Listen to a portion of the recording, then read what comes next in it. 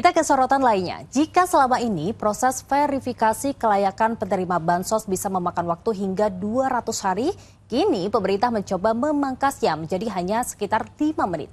Ya, melalui Perlinsos Digital, masyarakat yang merasa membutuhkan bantuan bisa mengajukan diri dan langsung mengetahui hasil penilaian awal.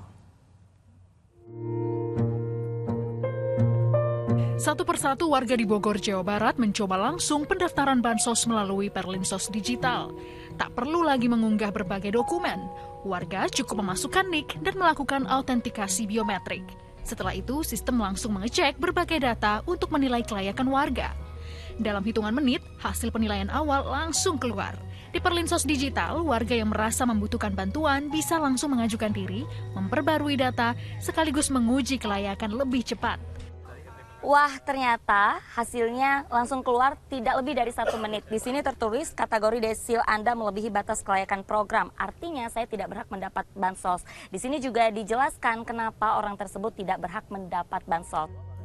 Sementara selama ini, DTSN menjadi basis data pemerintah untuk menggambarkan kondisi sosial ekonomi warga, termasuk menjadi rujukan dalam penentuan penerima bansos. Konsep inilah yang membedakannya dengan pengecekan melalui DTSN. Ini hal yang baru bahwa menerima bansos sekarang tidak lagi harus hanya melalui kelurahan atau desa, tapi sekarang dia bisa mengajukan diri untuk mendaftar. Jadi itu membutuhkan tantangan komunikasi sebetulnya. Jadi sejak tahun lalu kita secara masif bersama-sama dengan pemerintah daerah, dengan Komdiji, dengan Badan Komunikasi, termasuk Kemensos itu melakukan kampanye atau edukasi publik mengenai cara baru ini, di mana sekarang penseleksian penerima bansos kita lakukan secara transparan menggunakan data dari berbagai sumber yang diakses secara real time sehingga ada akuntabilitas dan source of truth yang bisa kita pertanggungjawabkan. Baik. Warga mengaku senang dengan adanya platform ini. Kini mereka dengan mudah mengetahui bahwa dirinya berpotensi menerima bantuan atau tidak. Bu, Ibu selama ini dapat bansos nggak sih? Enggak pernah? Iya. Tapi tadi Ibu ngecek akhirnya dapat? Dapat, alhamdulillah.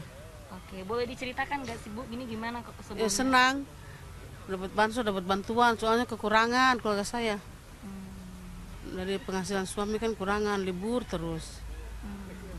Jadi Ibu bersyukur ya dengan Bersyukur, alhamdulillah. proses pendaftarannya gimana Bu? Cepat. Jika hasil awal belum selesai, warga tak harus berhenti di situ. Mereka bisa mengajukan sanggah sekaligus memperbarui data yang dinilai belum sesuai dengan kondisi sebenarnya. Seperti yang terjadi pada warga ini. Awalnya dinyatakan belum layak menerima BPNT karena desilnya dinilai terlalu tinggi. Namun setelah memperbarui data, termasuk mengisi informasi penghasilan, kondisi rumah, dan kondisi sosial ekonomi, hasil penilaiannya berubah dalam hitungan menit.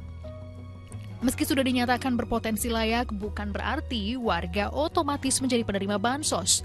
Petugas masih akan melakukan verifikasi, termasuk mengecek kondisi warga di lapangan untuk memastikan data sesuai dengan kondisi sebenarnya. Uji coba Perlinsos Digital ini terus diperluas dan data hasil pendaftaran serta pemutakhiran akan menjadi bagian dari proses penetapan penerima bansos 2027.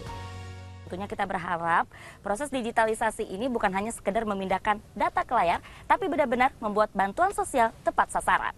Auriga Agustina, Ilham Elias melaporkan.